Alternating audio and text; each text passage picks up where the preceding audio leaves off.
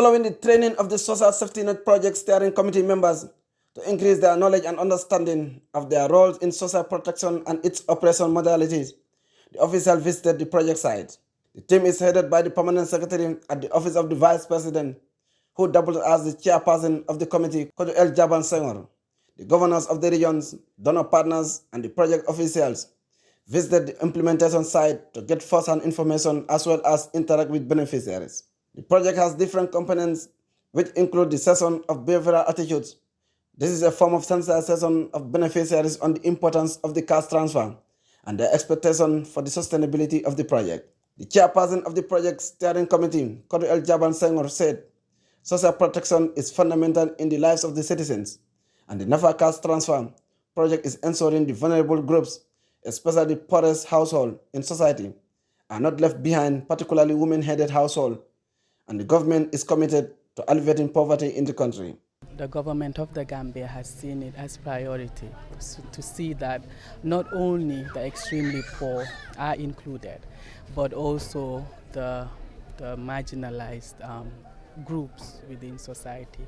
And in particular this time around, more attention being paid to women are included in this support program that we're giving to households to ensure that the money that they're being given, which is about $3,000 every 3 months for a period of 36 months, would support them in acquiring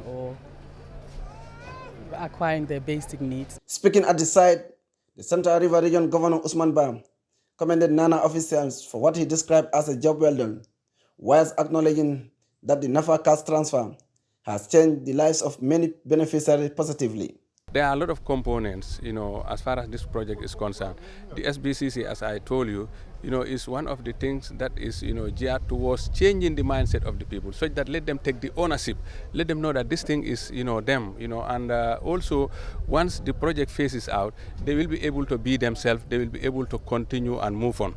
However, we will thank the donors, the World Bank, we will thank them. We are very appreciative of their interventions, but we are also appealing if they could do more so that the project will roll out to other communities that has not been benefiting from this project. The Executive Director of NANA, Dr. Ahmad Bam, emphasized the importance of the Social Safety Net project while explaining the project's aims to get the poor of the poorest in the country out of poverty by building household resilience through cash transfer and behavioral change for the sustainability of the project.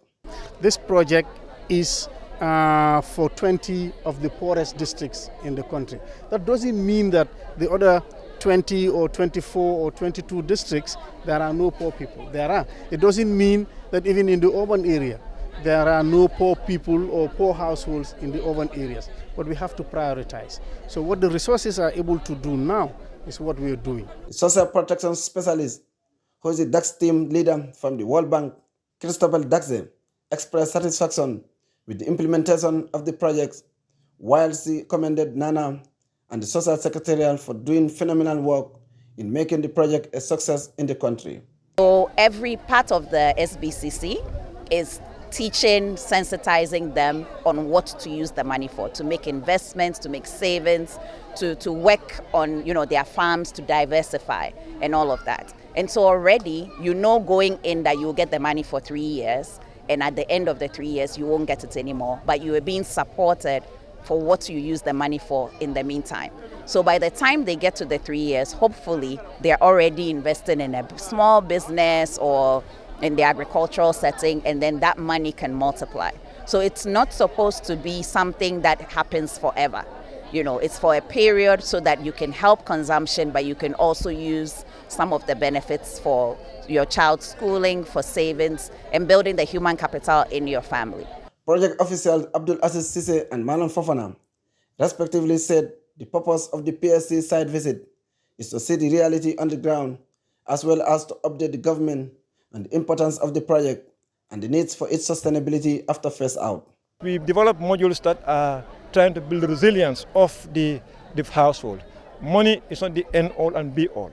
Money is there to facilitate access to basic services. We are discussing about how do we really sustain the gains already made as far as this project is concerned.